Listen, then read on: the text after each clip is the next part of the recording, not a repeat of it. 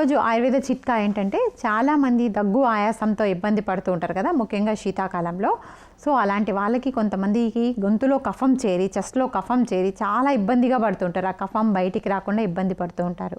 అలాంటి వాళ్ళు ఈజీగా కఫం ఎక్స్పెక్టరెంట్గా పనిచేసే ఒక చిన్న హోమ్ రెమెడీ ఏంటంటే, ఈజీగా కఫం బయటకు వచ్చేదానికి వాము ఉంటుంది కదా మన ఇంట్లో, వాము తీసుకొని దాన్ని గోరువెచ్చగా బాగా ఫ్రై చేయండి. అది కొంచెం గోరువెచ్చగా ఉన్నప్పుడు ఒక మూటలాగా దాన్ని కట్టేసేయండి. అంటే ఒక పోటలి, బోలస్ అంటాం మనము, ఒక పోటలి లాగా ప్రిపేర్ చేసుకొని ఆ పోటలిని అంటే కొంచెం వేడిగా ఉండే వామును చెస్ట్ మీద మైల్డ్గా రబ్ చేయడం వల్ల చాలా వరకు ఆ కఫం అనేది బయటికి వచ్చే అవకాశం ఉందన్నమాట. సో జాగ్రత్తగా చేయండి ఈ రెమెడీ. ఎందుకంటే మన వైటల్ పార్ట్స్ అన్నీ మన ఈ చెస్ట్ రీజన్లో ఉంటాయి. లంగ్స్ అయితే ఏమి, హార్ట్ అయితే ఏమి, ఎక్కువ వేడి కాకుండా గోరువెచ్చగా ఉండే వామును ఒక మూటలాగా తయారు చేసుకొని చెస్ట్ మీద మైల్డ్గా మనము స్వేదం చేయడం వల్ల, అంటే ఫోమెంటేషన్ చేయడం, హాట్ ఫోమెంటేషన్ చేయడం వల్ల చాలా వరకు ఆ కఫం అనేది ఈజీగా ఎక్స్పెల్ అయ్యే అవకాశం ఉందన్నమాట.